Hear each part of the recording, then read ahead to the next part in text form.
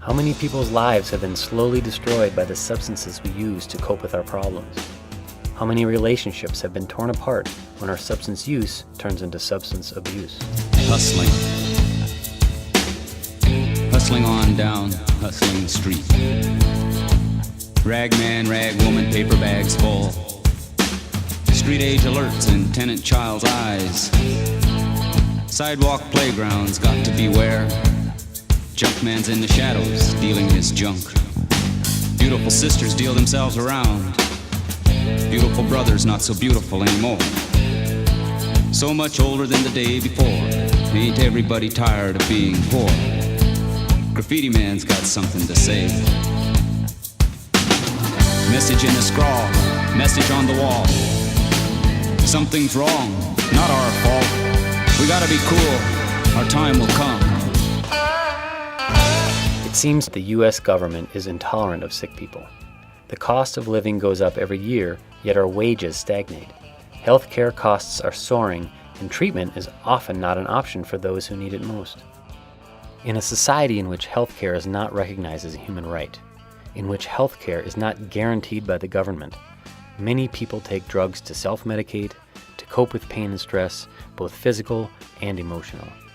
Substance abuse disorder should not be viewed as an ethical failure on the part of the addict, but instead as an ethical failure on the part of the government, society, and society's institutions.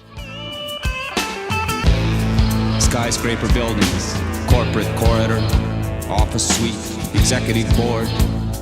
High finance, big businessman suit, not stained by sweat or blood. Using money like perfume water.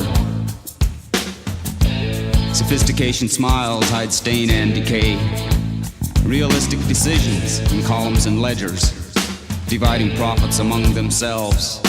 Spoils of war or spoils of war, says Junkman, owner of the junk. Alcohol companies, tobacco companies, and pharmaceutical companies get rich pushing their addictive products. Human beings are just potential consumers to these corporate fat cats.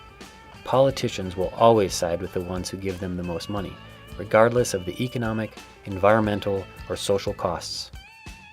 Tobacco and alcohol are two of the most dangerous drugs sold in the United States, but they are the two that have remained legal for most of this country's history. While the U.S. sends crop dusters to spread cancer-causing herbicides over cocaine-producing regions of Colombia, the U.S. profits with impunity from the export and domestic sale of two drugs that claim hundreds of thousands of lives annually in the U.S. alone. Graffiti man's got something to say. Message in a scrawl, message on the wall. Put on blinders, dull the senses. Who's worth more than money they spend?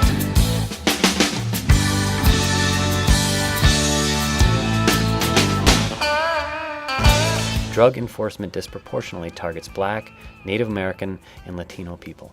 More and more prisons are becoming privately owned by companies that serve the government on a contractual basis. Now there's a profit motive behind incarcerations for drug use, drug possession, and drug trafficking. While there is often talk of the social costs of drug abuse, there is very little talk about the social costs of reacting to drug abuse with incarceration instead of treatment. Is it enough just to say no? Peer pressure, transcendence, curiosity, and stress are some of the many reasons why people choose to use drugs such as caffeine, tobacco, alcohol, inhalants, and other addictive drugs. The choice to use any potentially harmful substance should be made with full knowledge of its consequences. Many people around me will suffer as a result of my self-destructive behavior.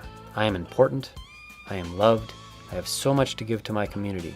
I don't want to be a slave to any addiction. The positive self-image and the confidence that every single organism on this earth has a place and a purpose helps me make the right choices in life.